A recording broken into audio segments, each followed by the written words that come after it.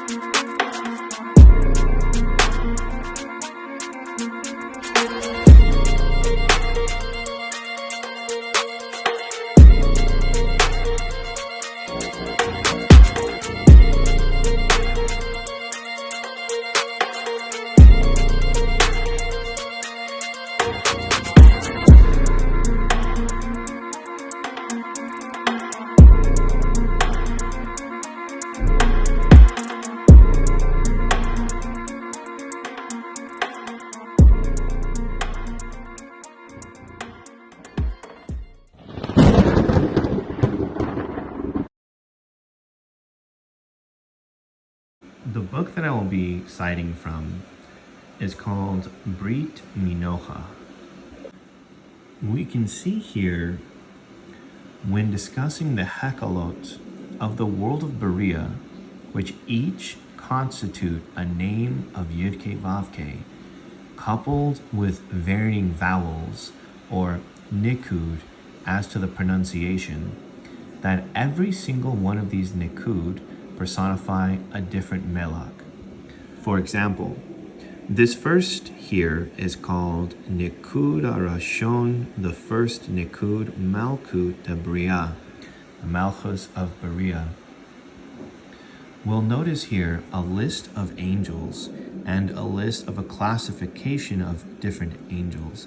We can see things, for example, as a seraphim, chaofanim, a cherubim, Shinonim, Tarshishim, etc.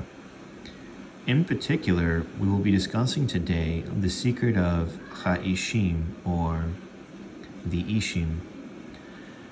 Here they are located at the level of Yesod. In the writings of this particular manuscript, I went into great detail and length regarding the subject. We can see here the Malchus of Beria, and we can see the ministers over each classification of angels. And we can see particularly Ishim here at the level of Yesod. Now, one of the major misunderstandings that people come into when discussing the subjects of Melachim or angels is that we have a tendency to apply human characteristics and even human imagery to these angels. The Zohar does indeed say that when they enter into this world, they do so in the garment of a human being. However, that is only in the case with certain angels. The secret of angels are found in the verse, "He makes his wind his messengers, he makes his ruach his melachim." With this understanding, we can see that the world of Yetzirah, or the quality of the ruach, is responsible for the dominion of many different angels, although in truth there are angels in Beria as well as Asiya. The ones in Yetzirah we'll be focusing on today. Now, to truly understand what an angel is, the word melach simply means a messenger. Therefore, angels should be understood as messengers, that is to say, a process in which information is relayed. When viewing it through this lens, we can then begin to see why our sages stated above every blade of grass is an angel.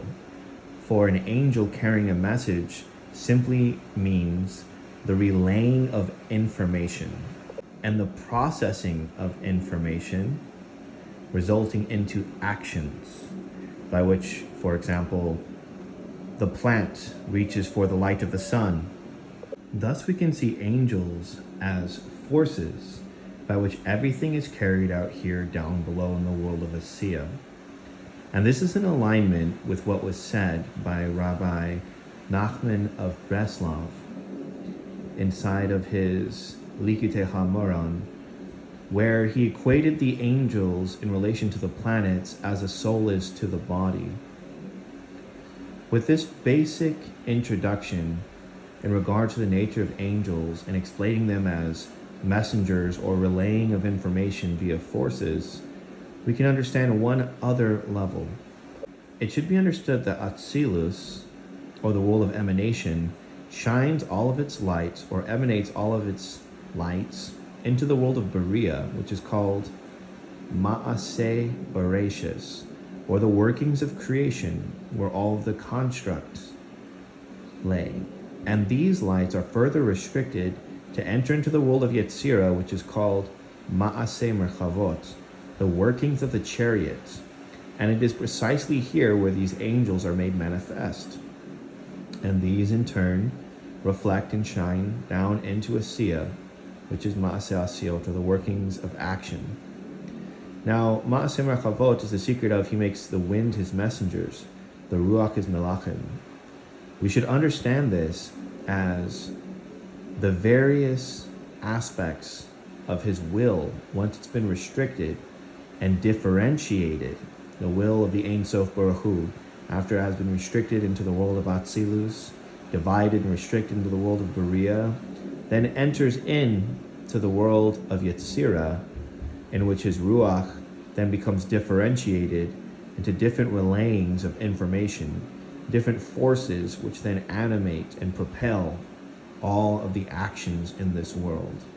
And thus in this understanding, we see why they are called Melach, or messenger. Now let us go into the secret of Ishim, the Ishim, which here is associated in the Sphira of Yesod. And know and understand the Sphira of Malchus is to be found in the chamber of Yesod, as it is explicitly explained in the section called the Chamber of Yesod in Book 2 of the Zohar. The brief introduction that has been given, we can now enter into Book 3, Lech Lecha, Section 12, the three levels Nefesh, Ruach, and Neshama. 96. The secret of all secrets is passed on to those who are wise in their hearts. There are three levels that are attached to each other, and they are the Nefesh, Ruach, and Neshama. Nefesh is the force from which the body is built. When a man is aroused in this world to mate with his wife, all parts of the body agree on this and are prepared to receive enjoyment from it. Then the Nefesh and the desire of the person indulge willingly in the act. The Nefesh is drawn down and enters the sperm that comes forth. 97. From the combination of that desire and the Nefesh, another power is drawn from the levels of the angels, who are called Ishim, or people, as we can see here. They all enter as the sperm flows, and the body is then built and constructed of them. This is the first and lowest part of the three levels. Thus we understand the true nature of the Ishim. We see that when there is a zivug between Zeranpin, which are to say those 6 spheros, and the Nukva, which is the secret of the Nefesh, and as it stated, the Nefesh and the desire of the person to indulge willingly in the act, the Nefesh is drawn down and enters the sperm. The sperm is in the secret of the Sphira of Yesod.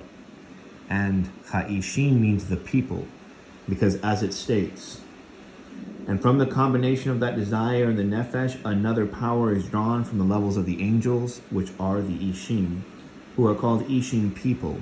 They all enter that sperm as it flows, and the body is then built and constructed of them. And this is because it was explained to you that angel or melach means messenger, and how this is a relaying of information and a carrying out of process of information and forces.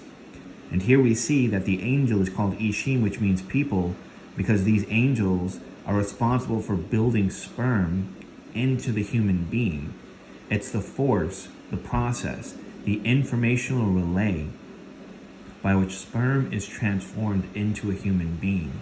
And this process by which sperm is transferred and turns into a human being is carried out by the melach, or angels, that are called the Ishim, which we see here are associated with the sphera of Yesod, which is the level of the reproductive organ on the goof or the body, and is in relation with the semen.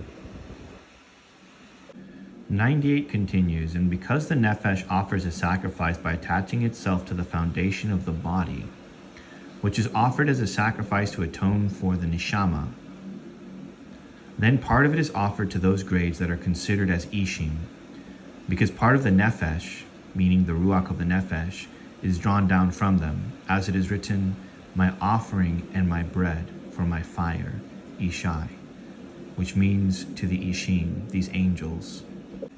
Because ultimately, in addition to the constructing of the body, which is built by these Ishim, which occur when the nukva and the male are in a state of zivug, we also find it hinted there that the ruach placed inside of the nefesh is also carried out by the Ishim, which is the secret of my offering and bread for my fire, Ishai, which hints to the Ishim, as mentioned above. So this will conclude our first explanation into the nature of the various melachs and angels. With that being said, as David HaMelech said, "Open my eyes that I may behold the wonders of your Torah." Shalom and Selah.